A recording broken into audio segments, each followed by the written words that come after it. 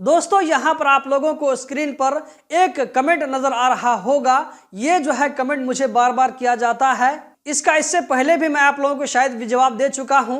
बहुत दिनों के बाद इस पर मैं दोबारा वीडियो बना रहा हूं, क्योंकि ऐसा होता है कि बहुत सारे लोग नए नए जुड़ते हैं चैनल के साथ में, तो उन लोगों को जो है नई नई जानकारी नहीं मिल पाती है।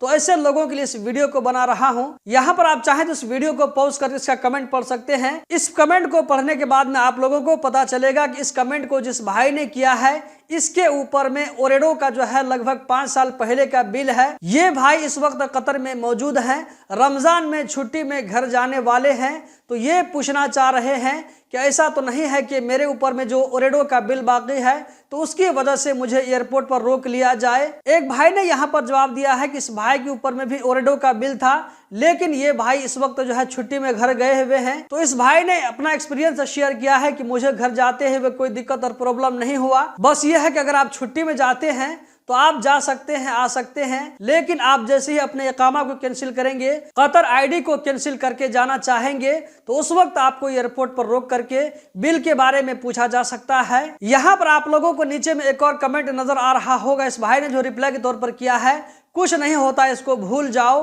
तो दोस्तों यहाँ पर मैं कहना चाहूंगा कि आप ऐसा मत करें। अगर आपका ये इरादा हो कि कतर से बाहर जाने के बाद दोबारा वापस नहीं आएंगे तो ऐसा मत करें। आप किसी भी तरह बिल को पे करके जाएं। बिल को अगर आप पे करके नहीं जाते हैं तो ऐसा नहीं है कि ये जो है माफ हो जाएगा, ये रिकॉर्ड में खत्म हो जाएगा।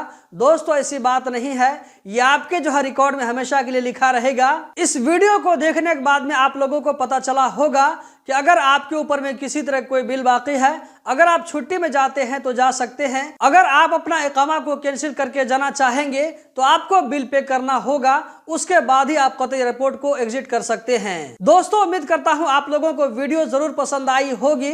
वीडियो बनाने के टाइम में बिजली भाग जाने की वजह से हो सकता है कि वीडियो क्वालिटी में आप लोगों को कुछ फर्क लग रहा होगा, इसके लिए हम आपसे माजरत चाहते हैं। वीडियो को हम यहीं पर एंड करते हैं। बहुत बहुत शुक्रिया।